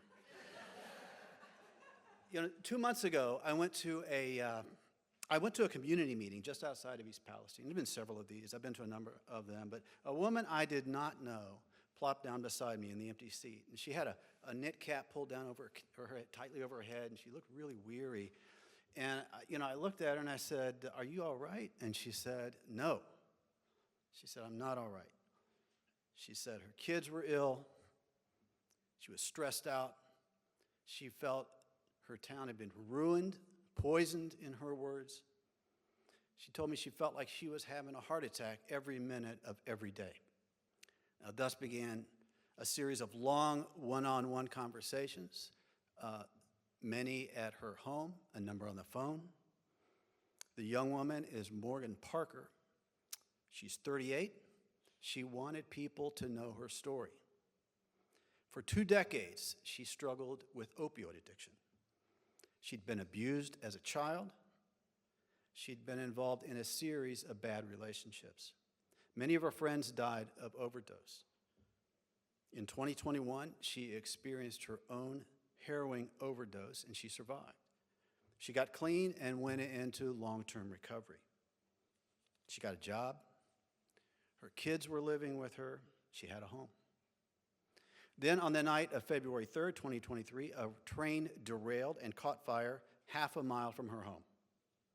She looked out her bedroom window. The flames, she said, were insane. They were 100 feet high. She said it looked like the whole town was on fire. A number of cars on that train, on that wrecked train, contained highly toxic chemicals. And that disaster upended the lives of thousands, including Morgan and her kids. Morgan and her family were evacuated twice. They would not return home for months. Morgan's kids struggled in school. She was dealing with a difficult commute to work. She had her own health issues. She was stressed out. She lost her job. While we talked, she assured me that she was hanging on. She was holding strong, but it was not easy. Now, the Pittsburgh Union Progress published Morgan's story 3 weeks ago. She received an outpouring of support from the community. Others have come forward to share with her their stories of abuse, an addiction, and of trying to hold their lives together after the derailment. There's a community forming. Morgan's story followed the story of Tom Lewis. Tom is 84, a Navy veteran. He served on the USS Newport News, the flagship of the American fleet during the blockade of Cuba during the 1962 Cuban Missile Crisis. He returned to the East Palestine area, married, and raised a family. On February 7th of 2023, a black cloud from a chemical fire down at the derailment site descended on his property. I don't know if you guys remember, but 3 days after the derailment, the railroad company decided, we'll just dump $30 million of vinyl chloride and burn it off. Vinyl chloride is not a nice chemical, folks. That's the bruise that was left in our atmosphere after that. But a black cloud, the next morning, descended on Tom's property. The fruit from his apple trees turned black the next season. Tom had trouble breathing. Now he needs oxygen to walk to his mailbox. Christine Seislow's story preceded Tom's. Before that, there was Matt McCandless, Ashley McCullum, R.J. Kissick, Lonnie Miller, Nathan Velez. I could go on and on, folks. These are working class people who lived complex and extraordinary lives of joy, struggle, love, and pain, and then came a train derailment. The result, that derailment was the result of carelessness by a billion-dollar company, Norfolk Southern, which owned the train, and they have since moved on. Morgan and Tom and Matt and Ashley and thousands of others remain to deal with all of the unknowns that follow chemical exposure. Some have decided it is better to move out and are now living in campers, while their homes they considered poison remained empty. Some have sold their houses at a loss. Others cannot afford to move out.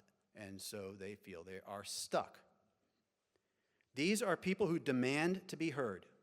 They feel the world has moved on and forgotten about them. I can hear them, and I can tell these stories because I joined my colleagues on a picket line 2.5 years ago and stepped away from corporate media and a paycheck.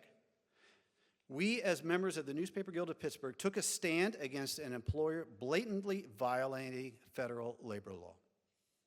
On October 18, 2022, at noon, a gloomy gray day, we went out on strike. We organized actions to generate public awareness and support. We raised money to make sure we could pay our bills, and we began publishing our own newspaper. The Pittsburgh Union Progress, or PUP, as we call it, is published by workers for workers. We decide what to cover. Not a publisher worrying about shareholder value, not a hedge fund manager. We're community-based. Any ad revenue or donations that come into PUP go to the strike fund and help pay strikers' bills. PUP exists to tell the stories of working class people, whether they're folks dealing with the fallout of a chemical derailment, or nurses, or baristas, or university employees organizing their workplaces, or electricians organizing a strike, or members of the immigrant or minority or LGBTQ or disability communities pushing back against people trying to strip them of their humanity and their rights. We're seeing grassroots organizing in the East Palestine area. Residents are coming together to gather, to share information, to support each other, to push back against those who would prefer that the residents of East Palestine just quietly go away. If PUP and our strike in Pittsburgh has a legacy, it is my hope that they stand as examples that grassroots and community-focused people can organize, they can support each other, and push back against powerful, well-funded organizations that will, in pursuit of profit and increased power, do great harm to our families, to our neighborhoods, our neighbors, our communities. Such resistance is not only possible, it is necessary. So I'm honored to share this award with my friend Max, and I'm grateful and incredibly proud that the judges have decided to honor us with an Izzy.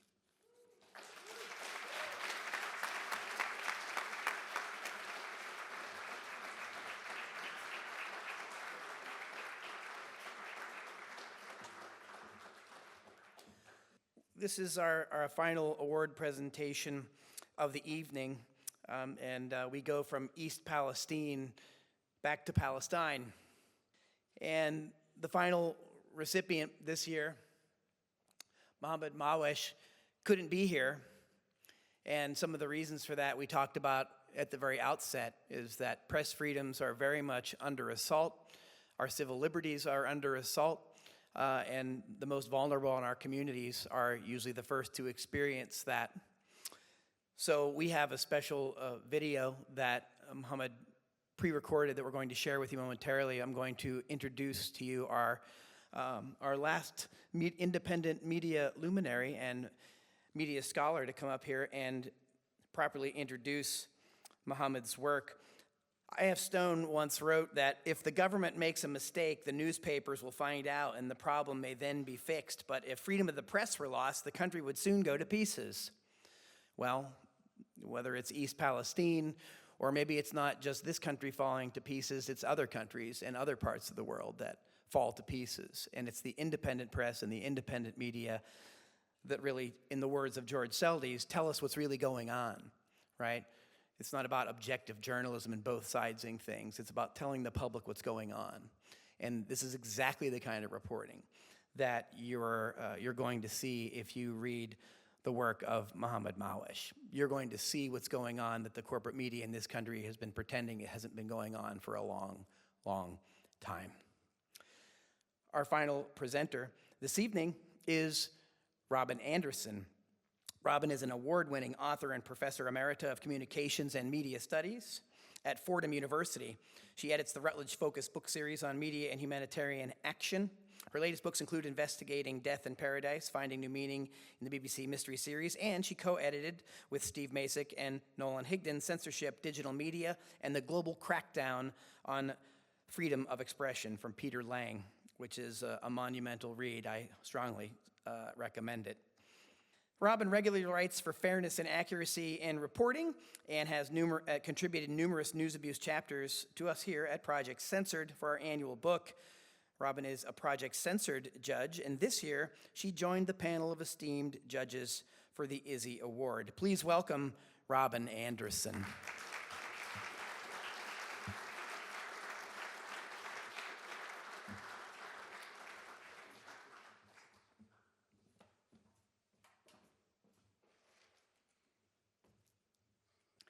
Mohammed Mhawish was reporting from the most dangerous place on earth for journalists, in the history of journalists, in the history of the world.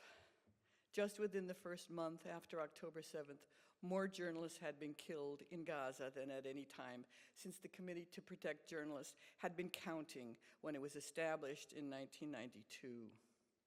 Recently, the Palestinian Journalism Syndicate put the staggering toll of journalists and media workers killed in Gaza at more than 200. Those who remain there risk their lives on a daily basis to document what their people are going through, what they go through, and they bear witness to the devastating conditions they are currently experiencing. Mohammed Mhawish was born and raised in Gaza, and he reported on the ground from Gaza for the years leading up to the war and then after October 7th. Mohammed is a journalist, storyteller, and now displaced Palestinian, who wrote numerous firsthand accounts from the front lines of the conflict about his lived experience of Israel's genocidal violence and the terror that it takes on the people and him personally.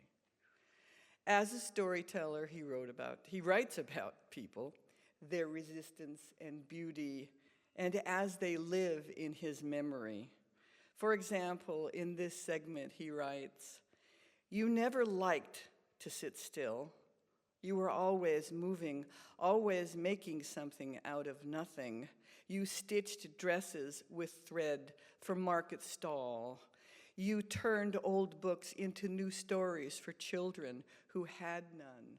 You carved names into the backs of school desks, pressed the ink of poetry into walls."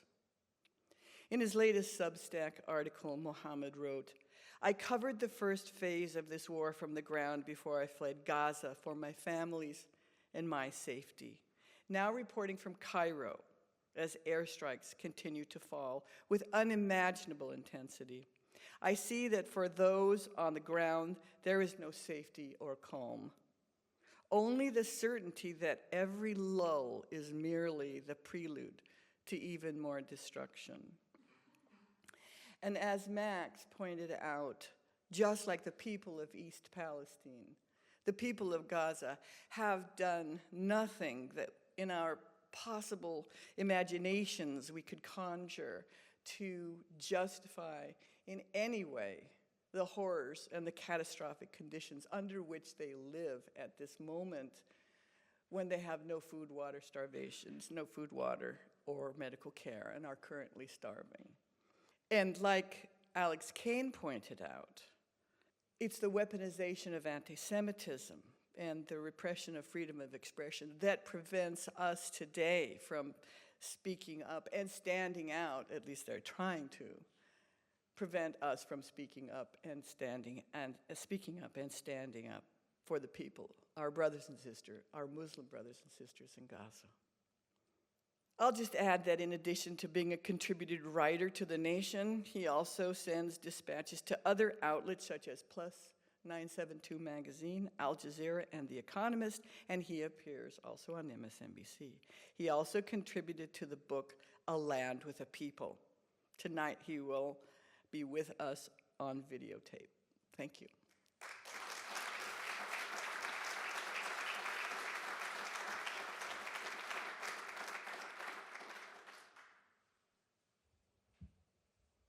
Hello, everyone. It's an incredible honor to be with you today.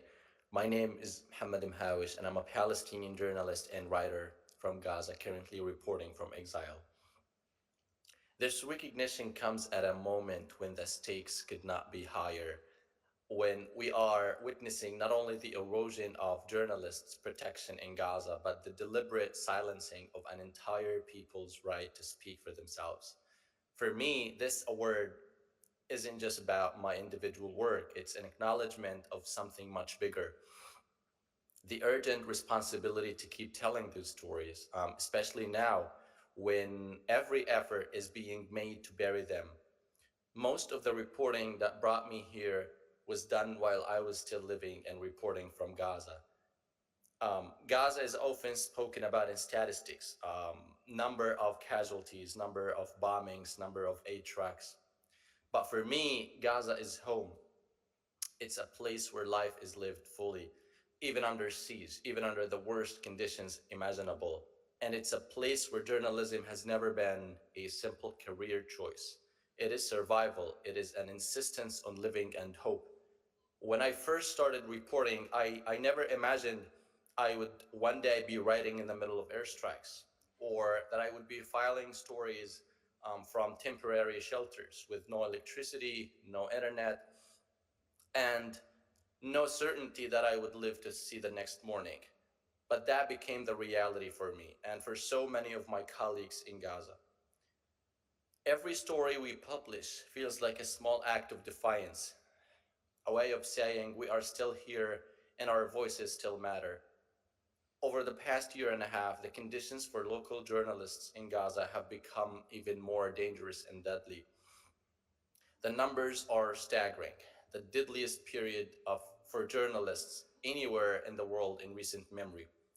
But behind every number is a person, a friend, a colleague, a human being with dreams, families, and futures that have been stolen. When I think about the friends and fellow journalists we've lost,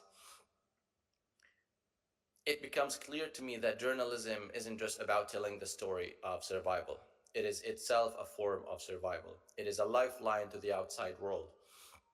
And when that lifeline is targeted, when the journalists themselves become the targets, it sends a terrifying message that those in power not only want to control the narrative, but they want to erase it altogether. When people ask me how we manage to keep reporting under such brutal conditions, my answer is always the same. Because we have no choice. Because telling our own stories is the only form of agency we have left. Because if we don't tell them, someone else will, and too often those versions are distorted, incomplete, or stripped of our humanity.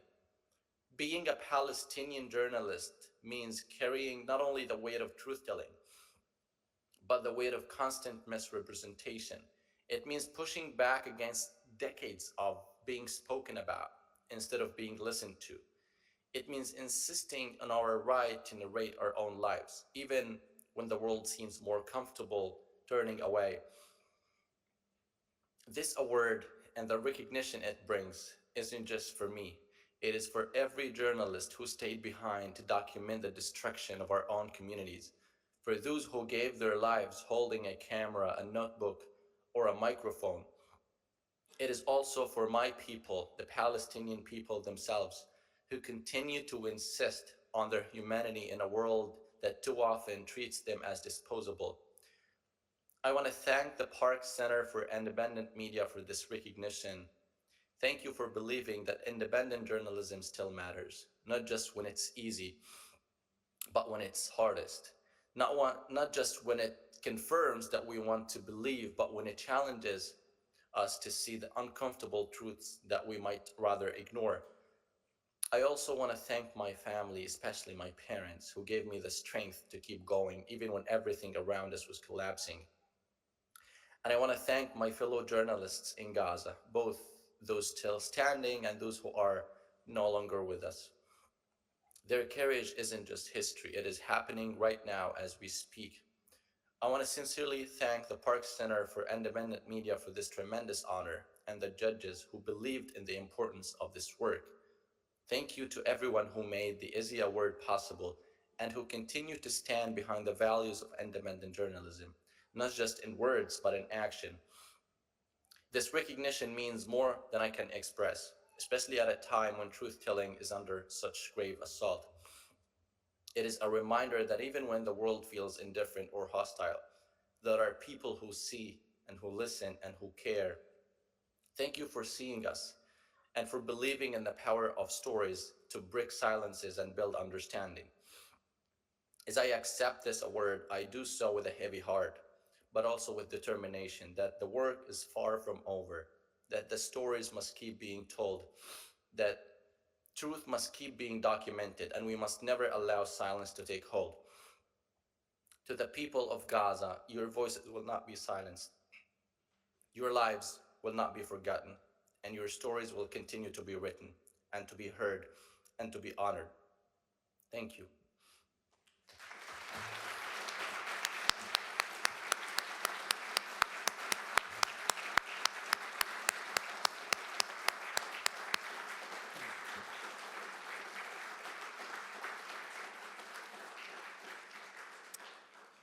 We are nearing the closing of this evening's Izzy Award ceremony, the 17th annual Izzy Award ceremony, and I would like at this time to have another round of appreciative applause for Jewish Currents, San Francisco Public Press, Steve Mellon, Maximillian Alvarez, and Mohammed Mhawish for their incredible work.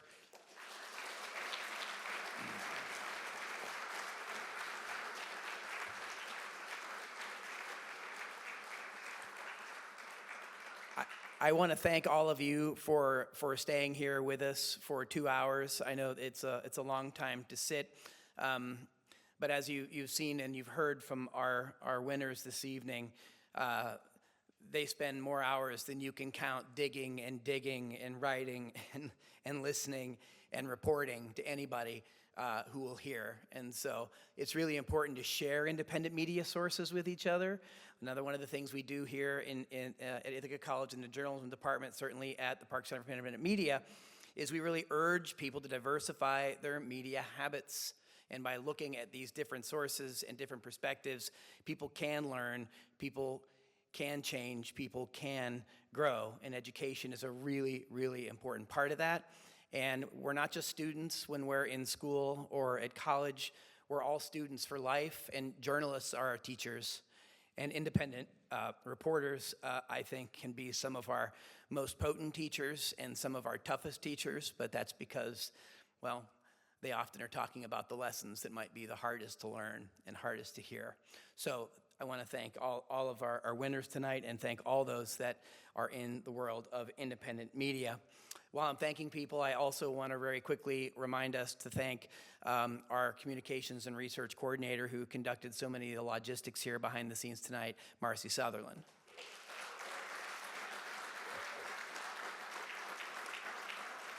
And before my concluding remarks, and I know many of the winners and other folks are ready to dash off to the watershed, I also have to thank my wife and family, without whom I wouldn't be able to do any of the work that I do, and I wouldn't be here this evening, so thanks to them.